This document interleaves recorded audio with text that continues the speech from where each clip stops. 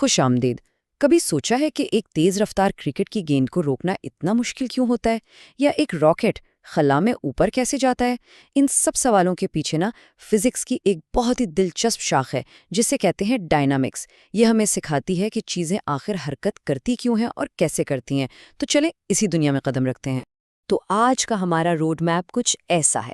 سب سے پہلے سمجھیں گے کہ ڈائنامکس ہے کیا، پھر فورس اور مومنٹم کی بات کریں گے، اس کے بعد دیکھیں گے کہ چیزوں کے ٹکرانے پر کیا ہوتا ہے، پھر فرکشن یعنی رگڑ کی قوت کو جانیں گے، اور آخر میں دیکھیں گے کہ دائروں میں حرکت کی فزکس کتنی دلچسپ ہے۔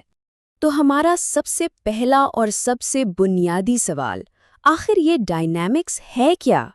آئیے اس سائنس کو سمجھتے ہیں جو چیزوں کو حرکت دیتی ہے۔ بہت آسان لفظوں میں کہیں تو ڈائنامکس قوتوں اور حرکت کے درمیان کے رشتے کو سمجھنے کا علم ہے۔ مطلب یہ صرف یہ نہیں دیکھتا کہ کوئی چیز حرکت کر رہی ہے، بلکہ اس کے پیچھے چھپے کیوں کو تلاش کرتا ہے کہ وہ حرکت کر ہی کیوں رہی ہے۔ لیکن اصل میں وہ کیا چیز ہے جو کسی رکی ہوئی چیز کو چلنے پر، چلتی ہوئی چیز کو رکنے پر، یا پھر اس کی سمت بدلنے پر مجبور کر دیتی ہے؟ اسی سوال کا جواب ہمیں اپنے اگلے ٹاپک کی طرف لے جاتا ہے۔ چلیں اب بات کرتے ہیں حرکت کی دنیا کے دو سب سے اہم ستونوں کی، فورس اور مومنٹم۔ تو یہ مومنٹم، جسے ہم حرکت کی مقدار بھی کہہ سکتے ہیں، آخر ہے کیا؟ یہ دراصل کسی بھی چلتی ہوئی چیز کے ماس اور اس کی رفتار کا نتیجہ ہے۔ ذرا سوچیں، ایک تیز رفتار کرکٹ بال کو روکنا زیادہ مشکل ہے یا ایک آہستہ چلتے ہوئے ٹرک کو؟ ظاہر ہے ٹرک کو۔ اور یہی تو مومنٹم کا کمال ہے۔ تو پھر فورس اور مومنٹم کا آپس میں رشتہ کیا ہے؟ دیکھیں، فورس صرف ایک دھکا یا کھنچاؤ نہیں ہے، یہ وہ چیز ہے جو کسی آبجیکٹ کے مومنٹم کو بدلتی ہے۔ اور نیوٹن کا دوسرا مشہور قانون بالکل یہی بتاتا ہے، جتنی زیادہ فورس لگے گی، مومنٹم میں اتنی ہی تیزی سے تبدیلی آئے گی۔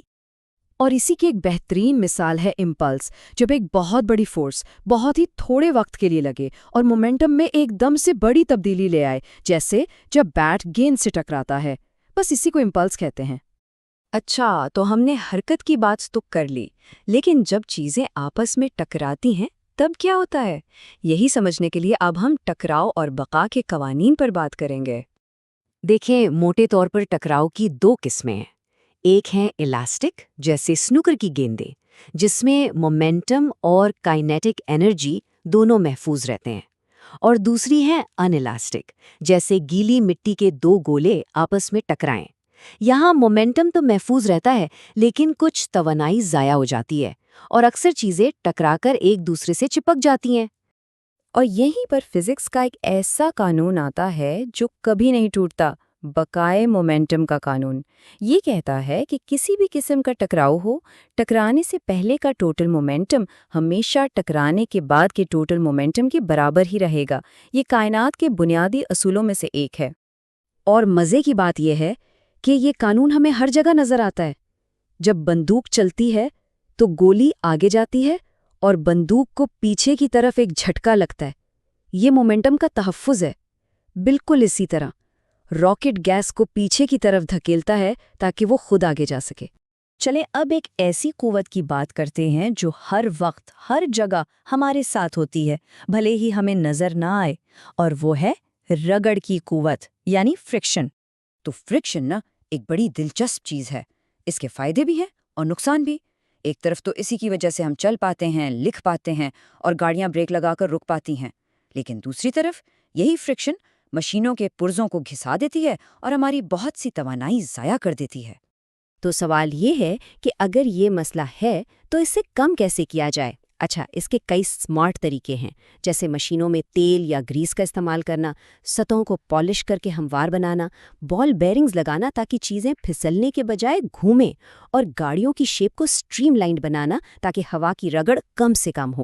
اچھا جی، اب تک تو ہم سیدھی حرکت کی بات کر رہے تھے، لیکن کیا ہوتا ہے جب چیزیں دائرے میں گھومتی ہیں؟ چلیں دیکھتے ہیں۔ کبھی سوچا ہے کہ کوئی چیز دائرے میں کیوں گھومتی ہے؟ وہ سیدھا کیوں نہیں چلی جاتی؟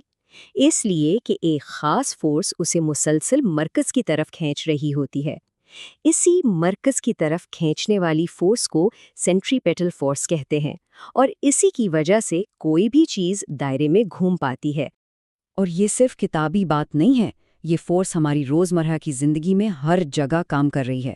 جب کار کسی موڑ پر مڑتی ہے، جب سیٹلائٹ زمین کے گرد چکر لگاتی ہے، یا جب لیب میں سینٹریفیوج مشین چیزوں کو الگ کرتی ہے، ان سب کے پیچھے یہی سینٹریپیٹل فورس ہوتی ہے۔